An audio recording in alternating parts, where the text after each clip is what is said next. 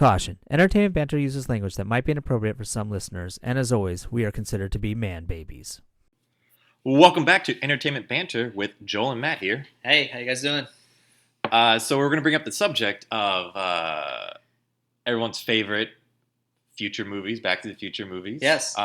It is the October of the year 2015.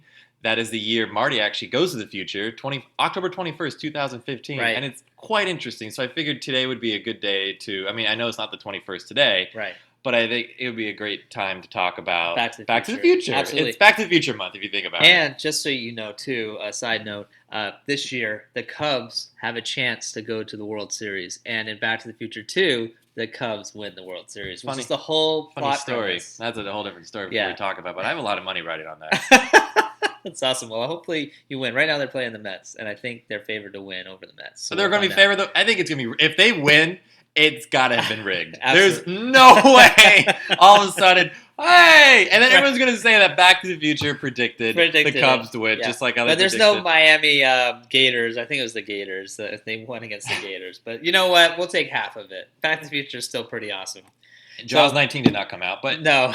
Universal Studios did release a Jaws 19 trailer, which is amazing. That's funny. You didn't see that trailer? No, that's we're going to watch that. After this podcast, I recommend everyone to watch that. That's funny. All right, we're getting off track. So, Back to the Future, everybody loves it. Everyone loves it, but I wanted to point out that the three movies were well done. Is it Robert Zemeckis? Yes. Who directed them. Did a really great job. He did the first one. I'm assuming they didn't think the second two were going to take off, but then they did. And I want to point out that they all had the same kind of chemistry. Yes. And I want to see if you noticed that. The timeline. The timeline if you would excuse the pun. Yeah. They, the first one, second one, third one, all took place in a row. It was like one big giant movie. And each movie started 5 minutes into from the last movie, which was great. Because when the movie ended, you're like, oh, it started into this next movie. And then it was like, Back to the Future continued or to be continued. Right. And it was really cool. And then you watch the next movie and it was started 5 minutes back on that movie. So it always kept you going with the flow with the movies. But I want to point out that each movie had its same kind of dynamic, same chemistry. In the first one, Marty meets, he already knew Doc. He went to go help Doc with his experiment overnight. And then he goes back in time by accident and ends up meeting his dad, his future dad, I guess you'd say. And he follows him and ends up getting knocked unconscious, changing all the timeline because that's where his dad was supposed to get knocked out. Right. Gets picked up by his future mom's family, gets taken care of, and he thinks it's all a dream. So he's knocked out, and he wakes up in his younger mom's house bedroom, and wakes up and thinks it's all a dream, like, oh, it's been a dream and everything. And then she goes, oh yeah, you're safe here back in 1955, and he freaks out and wakes up. Right. So then we go to the second movie.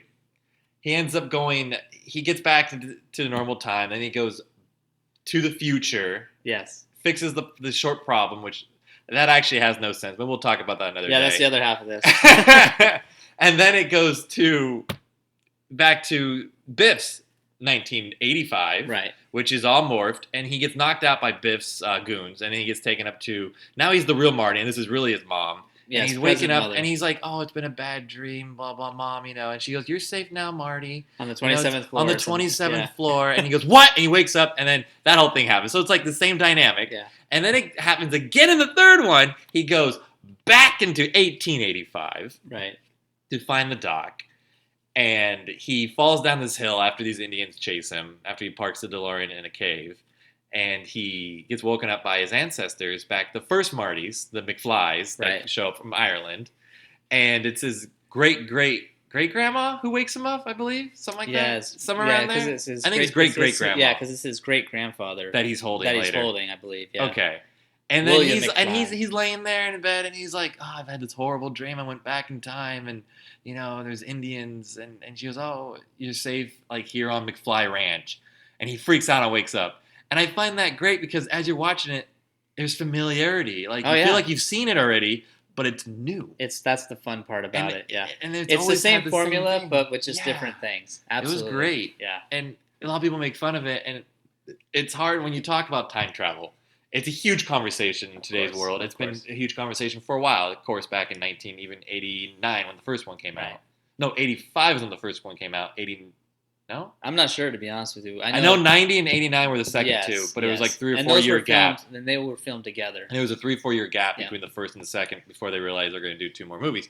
But there was all this always talk about it. It's always confusing. I mean, we can talk about the Terminator movies and all, but definitely Back to the Future makes it fun to watch. Absolutely. And then afterwards you can go, well, there's wait so a many second. there's so many elements to Back to the Future that you were referring to, the same formula. For example, Doc even says at the times in which they go back, he even says it's so weird that date keeps popping up. Like all these events happen on this date, because that seems to be the date Biff chooses to go back in time, and everybody else. So even like you said, that continuity of through all the movies, they keep having similarities. The clock tower, all major events are happening around the clock tower, whether it's being a hanging or being built, or a party's there in the West, or you've got his hoverboard scene, and where the Biff gets arrested is in front of the clock tower by the pool. You know, obviously the clock tower is what sends him home in the first movie.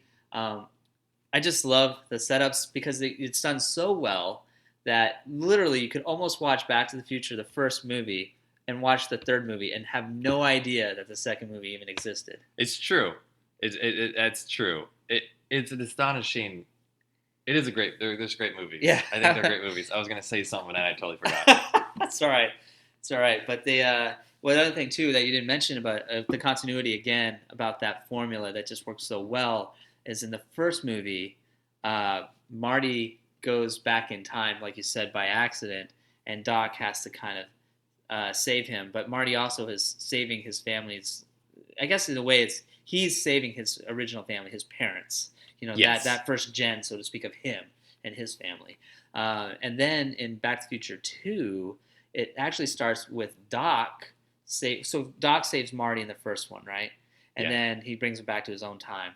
In the second movie, Doc is trying to save Marty's family, his next generation. But in the future. Children. Yeah, but his children. So in 2015. Yes, and if Marty, his future himself is in jeopardy, but Doc holds that from him a little bit, which I'll get to that in a second. But the point I'm making is they're always going to rescue something. And in the third movie, Marty goes back to rescue Doc. So in a weird sort of way, Doc rescues Marty, then and Marty rescues his family. The second movie, Doc brings Marty to rescue his family, his new family, and then in turn rescues himself.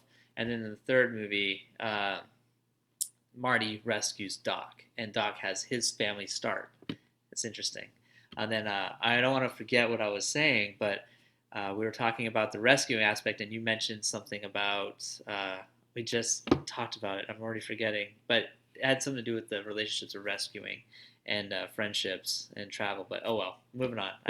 Was it mentioned? I mentioned it earlier today. It was literally like right before I said I'll go back to that. I can't remember what it is. The movies are so intense. We need to get to our time machine, go back and figure out what I was going to say. Well, what I was going to say earlier is that when you mentioned that Doc was saying like maybe all these dates are all maybe they're like significant to the world and maybe the time continuum. Yes. And then he says, or maybe it's just a coincidence. Maybe it's just a coincidence. Yes. But I think they chose those dates so you could see like seeing Marty trying to fix the past, but he's in the future trying to fix that future, and then he tries to go, like when at the end of Back to the Future 2, where you see Doc setting it up and he sends it back to the time, and all of a sudden you see Marty running around the corner, running back through the fire, and then Doc's all like astonished, and he goes, Doc, he goes, what? Oh, I just sent you to the future. He goes, I know, I just got back from the future, and now I need your help. And he goes, oh, great Scots. And it's just like, it's just like he already knew, like you knew that Doc knew the whole time continuum is like what they have done is just insane. Well, which is great too. And that confused me for a long time as a child. I'm like, that movie made no sense because it was part of this movie, and you're watching this movie, I'm like, what movie is this one? Yeah, and that scene in Back to the Future 3 where Doc still thinks he hallucinated Marty coming back, and he's leaning up against the organ. It's playing like that horrific music at the same time. Like, I sent you Back to the Future. Da, da, da. It's kind of funny, but yeah, they're absolutely great movies. One thing I wanted to talk about. Are you still? Did you want to talk more about the parallels? The parallels are great because it just keeps what the movies are. I mean, they go so well together. I think what's been said has been said. I mean, I'm sure I'll speak There's about so other much things. There's so much to it. The minute we're done with this podcast, I'm sure we'll be like, oh, why didn't we mention this or this? I'm sure people listening right now are like, you idiots, you should be mentioning all these other things. You should write that in the comment section. Yes, please write that in the comment section. Maybe we'll bring it up in another podcast. We'll talk about how we're just so excited right now about Back to the Future. It's the 30th anniversary this year too. It is. Yeah, the first one. Well, all right. So here's the thing. So it was 85 then. Had to have been 85 when it first came out. Right, of course. So now I wanted to bring up something that most fans, obviously, any good fan of any trilogy, tries to ignore the loopholes, right? But then you bring it up because you're a true fan. Because true fans, you got to talk about it. You got to find it. So here we go. We brought this up a couple of times ourselves, and we're trying to figure this out. People listening maybe have their own opinions, but all right. So I want to talk about the loopholes of Back to the Future 3, particularly the DeLorean situation. Okay, so here's the thing: Doc in 2 gets hit by lightning, which is another thing that's a parallel if you think about that, like the clock tower. Oh, because of the first movie, they used lightning to go back in time, and then ordered to the future, and they use lightning now when they go back in time. Right. So he gets hit by lightning, and he goes back to the Old West, and his time circuits or something gets damaged, or the hover conversion. When he gets back, his hover conversion doesn't work anymore. His hover conversion doesn't work. And the time, but I guess that's all he said. That's all he said. I think because I just watched him. I believe that's all he said. His time, he can't no longer fly in the DeLorean, and there's no roads there to get up to 88 miles per hour. That's right. So I don't think DeLoreans can go 88 miles per hour. We'll have to research that another time. It is Hollywood after all.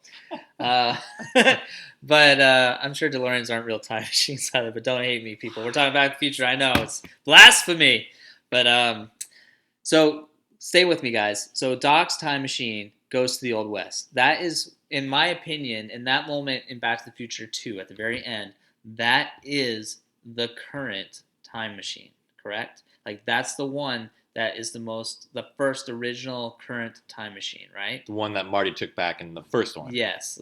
So Doc's now in it, and it went to the past. Correct. So now it's in the past. Correct. So what happens in 3 is that same time machine sits there rotting over 70 years. 70 years. And the Doc from the 50s and Marty discover it, open it up, and use it to go back in time. Well, they didn't discover him. Doc, 1985, who was in 1885, told Marty in 1955 and Doc 1955 where it was, where it would be. Right. But, all right, so anyways, the point I'm making is they get it. They had to have changed all those rubber hoses and everything. There's no way that shit would sit there. Course. They had to rebuild that whole Well, he car. said counterpart due to the necessary repairs. Mm-hmm. So, all right, so they've in the 50s. Marty's aged so much in these movies, and it's really just been 2 days. In the 50s, they rediscovered the time machine that they literally used yesterday. Yes. In a weird sort of way, and now it's older. Mm-hmm. But they have it, and they use this time machine to send Marty back to the West, the Old West. Okay. So, but only 7 days before the supposed shooting of Doc. That's right, before the shooting. And Doc was already been in there for, was it months? I think he's been there for months. Yeah, or at least a couple weeks. I don't know. No, it's been months because they mentioned June or something like that. Okay. Or 4th of July, and they mentioned that. That's and right. Doc doesn't handle his alcohol very well. That's right. So that's a great point that you brought up, that he goes back in time a couple of days prior to the supposed killing of Doc. That would change, That would change things. History. So now Marty gets back to the Old West, and he ruptures his fuel tank or his the fuel arrows, line. the Indians that were not supposed to be there because they're driving. That was another cool thing. He drives into driving and he goes, Doc, but those Indians are going to be there. He goes, you're not thinking fourth dimensionally, Marty. They won't be there in 1885. Right. But then they were. Right. And they were alive. Real Indians, of course. So it's just great how, like, maybe, it's just... More parallels. Yeah, just like... Oh, another parallel. We're getting off subject. We got to stop with this. But the guns, Marty and the guns. He would do the video game, the arcade. Oh, yeah, and he does it also in 1885. And then he does it in 1885. Yeah, and he does it in 55, too. He did it in 55? I think so. Like, one time he does it in the past, and then one time he does it in the future, and you got to use your hands. That's a baby's toy. Yeah. And then he does it in the West at the Duck Gallery thing. But okay. All right, anyways, go back on topic. So anyways, the point I want to make is there's two time machines in the Old West at that point when Marty goes back. One that docks is damaged, the hover conversion is damaged, and the other Both hover conversions have to be damaged on both vehicles. yes, period. Right, that's right. But what I'm saying is the one that Doc originally went back into and buried in the cave is there now. And the one that Marty used to get back in time is there. And the difference is one is just, they're both the same. The only difference is Marty's doesn't have gas. So my thing is Doc's should still have gas. So why didn't they just use the modification repairs that were done in the 50s of Marty's time machine and take the gas of Doc's time machine and marry the two together and then just get out? They could have used gas instead of those, using the train to push, instead of using the sticks to blow the stacks. Scott. I know, right? Heavy. McFly. So I just wanted to know, what did you think? What do you think about that? There are definitely, when it happens and you're watching the movie, they do such a great job at not showing that Right. that you don't think about it. But when you bring it up, like there are two time machines. But then at the end of the movie, which is what this baffles me too about the movie too. Right. So Marty goes back in time. Yes. By the way, there's a hoverboard now in 1885 Yes. because Doc saves Clara and rides off. Yes. And then Marty goes back in time. Car gets destroyed by a train. Right. By the way, that car gets destroyed. Like Yes. that train didn't even stop. What an asshole! That train stopped after they hit cars. But then Marty goes and picks up Jennifer, changes his future. Yes. Well, first Jennifer is like, was that all a dream? But then she has a piece of paper she remembered she got in the dream. Right. But then she doesn't question why she has it. I assume Marty explained everything to her. Oh, Must yes. have. Yeah, she knows. And then he didn't race the guy, Right. Needles, Right. who got him fired in Yes. 2015. Yes. And by the way, Needles, talking about parallels, that's Marty's version of Biff. That's his equivalent to Biff. Yes. Yeah. I thought he was related to Biff, was he? Or no? Oh, I don't think he's related. I just think Because they kept like You know Griff, how- Biff, and all of them were all related Yeah, in some yeah. way, and all that, and they kept all Yeah. the same characters. They all used all this, and Tanner. Right. They use all the same. That's another cool thing. They all use the same characters because they're all from the same. Right. Michael J. Fox played all those characters, and it was just great. And then Doc looked the same in all of them. But Christopher Lloyd, right? Yes. I feel like I always get that name wrong.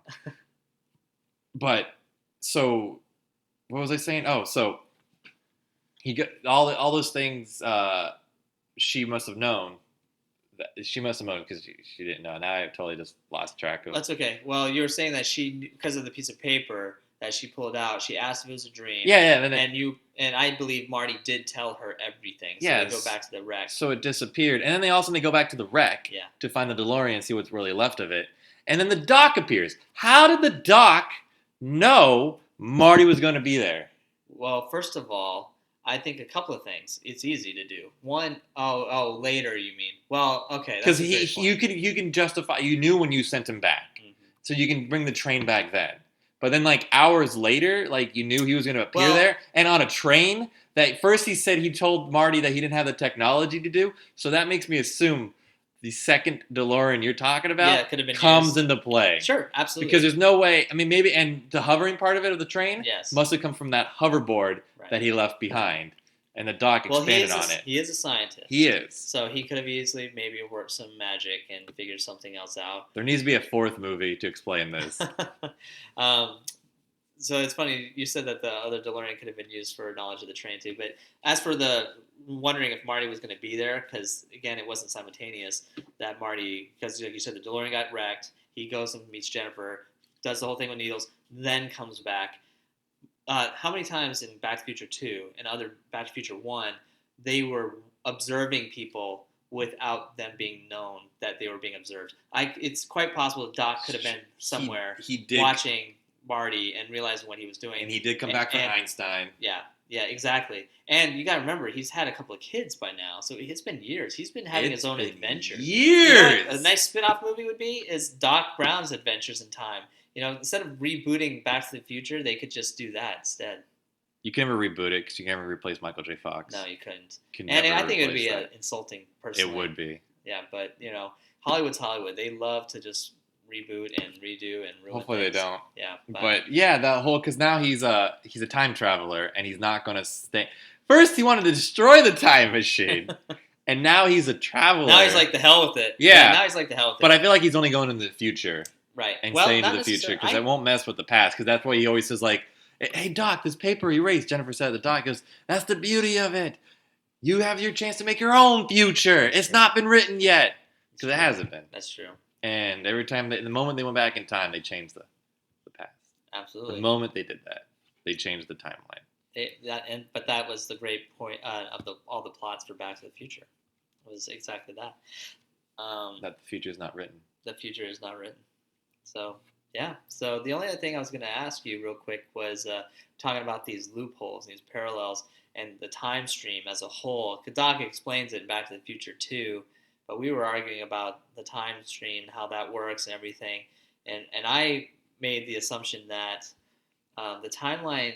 You start with an event, start with a life. Marty and his parents are kind of alcoholics. You got Biff, who's kind of a jerk, and he's going to change it. So the way it works is the timeline is that the minute Marty makes the decision or Doc makes the decision to go into time, it's almost like anything at that point on in the past is copy pasted, but the future becomes this alternate timeline, right? But we were arguing the point of when Biff went back in time, Marty's future, while they were in the future, this is getting complicated, should immediately have changed, because when Biff went back in time, and he stole the DeLorean in Back to the Future 2, went back to the 50s, and then he went back to the present to make his fortune, or future, his present, the future.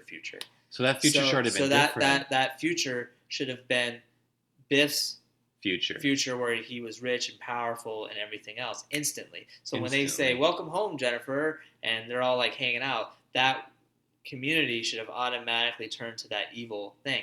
And I think the reason why it didn't, because we were focusing so much on the Marty characters and everything else. They don't want to confuse you. Well, I think That's the timelines, like I said, it's that copy-paste mentality where it skewed to anytime they go into the time machine, it automatically copy-pastes a new timeline, and then from there has to be multiple lines. It's multiple lines, yeah. Multiple. And even in Doc's description, that's the current timeline, because if that's the current timeline they're in. Yeah, well, not only that, but it was the last time the last person that used the time machine was Biff. So the next people to use it would automatically stay in that timeline because they used it, but it changes once they... Almost like as soon as you get in the time machine and start going through the time, traveling. Yeah, it creates a new time. Yes. It pushes you there. So if they never left that time zone, right, it would stay as is. Stayed as is. Even no matter what other people do, it'll just create other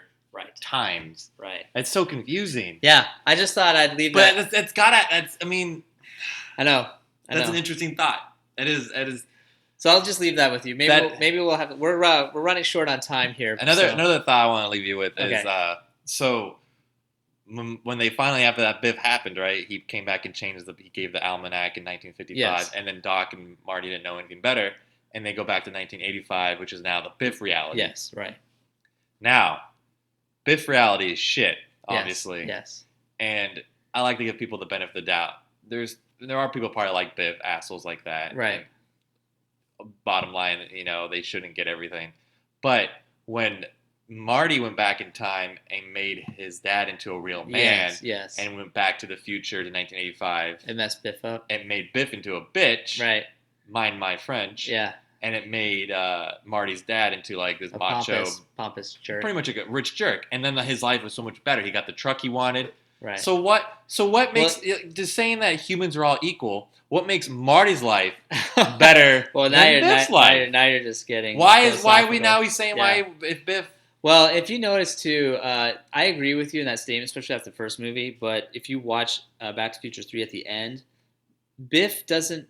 Well, at least Marty's dad doesn't seem as jerky, and Biff seems he has a little more gump. He's not a complete pushover.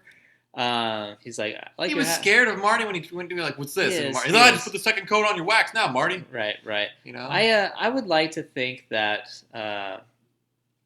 it's not as bad as all that. I think Biff is just a nice, simple guy, but and everyone in the family knows that except for Marty, because Marty he's the only person in that timeline that has seen a Biff that no one else has seen. Because I don't think he would have, after high school, I don't think he would have stayed that same asshole. Like, Yeah, there's not that many. I've worked a lot of jobs. There's not many people Well, that's what I'm saying. that much of an asshole. That Biff could have been very lovable because if you think about it, the person that gives the most attitude in that scene is Marty. It is true. Marty's like, thanks, Biff, like a jerk. Well, because he knew Marty. Yeah. Well, he knew knew a Biff. version of Biff. Yes. The version he knew. This Biff could have been really genuine, like, I like your hat, Marty. Yeah. And Nice so hat, it's Marty. hard for Marty to accept it. But all right, we're running out of time. So thank you for listening to Entertainment Banter, And talking about Back to the Future. And we'll leave you with this final thought. Yeah. The future. Yeah. Is it written or is it not? So thank you for listening. I'm Matt, and this is Joel. And this is Joel. I'm done. If you have nothing better to do, go ahead and listen to the next one.